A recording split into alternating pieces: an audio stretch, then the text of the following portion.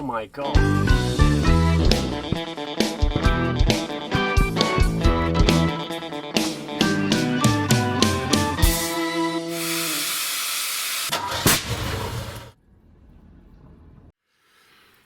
Hello everyone, and welcome to an unexpected short episode on the Influenzo series. So two things. First of all, I did want to have a short video with the open pipes in the hope of maybe getting more viewers onto the Influenzo series. But before we do that, something quite interesting which I wanted to take you through with regards to copyright that happened in the last episode. You will notice that it is, or might still be, might not be, down, but it was taken down, at least temporarily. And that is because one of the designs that was sent in for the t-shirts used a picture for which consent hadn't been taken of the 308. Now, YouTube picked up on that. I since have been in touch with the chap who actually owns the rights to the picture, and he's a great guy. He's really talented, and he's told them to take it out and stuff, so it's all fine. We've resolved it all, but just to be aware in future, because I think I will be asking you guys to send me in more stuff, like, you know, whether it's drawings or logos or stuff like that, just because it's nice to feature it on the channel. But do make sure you own the copyright. Anyway, the original drawing, which I absolutely love, was done by Evert. Evert Petersy, I think you pronounce his name, and he hand draws this stuff. He's the byproduct of this, I guess, which is great, is that I've got to talk to him and so on.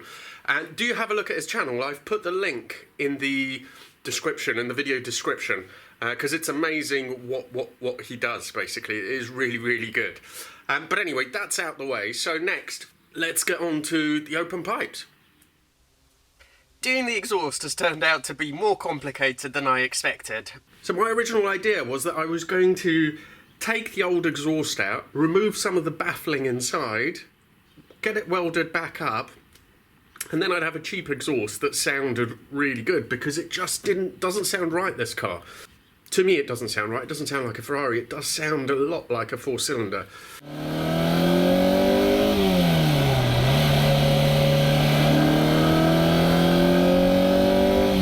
But where we are now is, I've cut the exhaust open, and you can see that it's a double-skinned affair.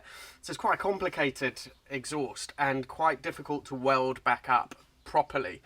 So I've decided that the best way is to get a new one. I've got this one, and it should definitely be louder and sound better than what I've had before, so that will be amazing. Can't wait for that to arrive. It should be here tomorrow possibly, but not in time for this video.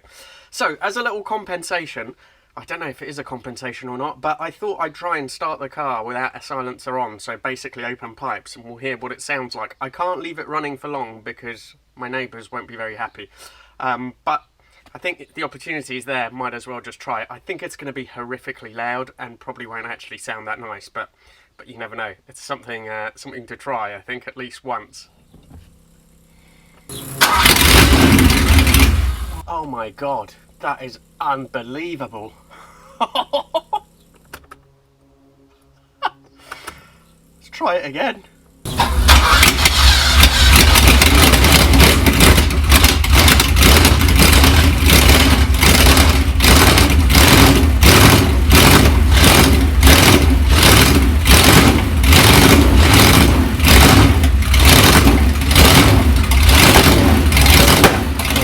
That's enough. That's just terrifying, and my neighbours will absolutely hate me. Also, a few of you have spotted in other videos that I've got a collection of vintage radio controlled cars, so I thought this would be a good opportunity to have a look through those as well, because people have been asking about what I have. So first of all, there's a Tamiya Sandscorcher there. That's one of the all-time greats from the 80s. Such a nice scale design with even working scale suspension. Love those. A Newcomb Bulldog, which has, again, from the mid-80s, I think, which has four-wheel drive, four-wheel steering, and adjustable air suspension, monoshocks. Like, incredible stuff. Then the Optima chain drive on the right there, and the Optima Mid, which were like pretty seminal racing cars of the time.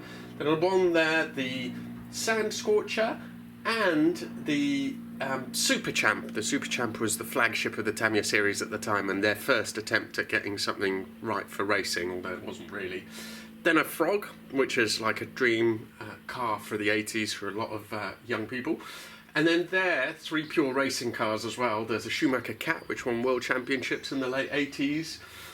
Very rare, a PB Mini Mustang, and even more rare, a PB Maxima.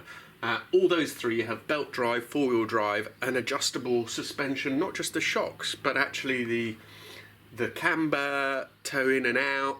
I mean, it's amazing stuff. If you really want it, I'll do a much more in-depth series on all those, explaining how they all work. Some of them are chain drive, some of them belt drive, 2-wheel drive, hydraulic shocks. I love them. Thank you so much for watching, everybody. Keep an eye out for the next episode when I have the when I have the new exhaust on.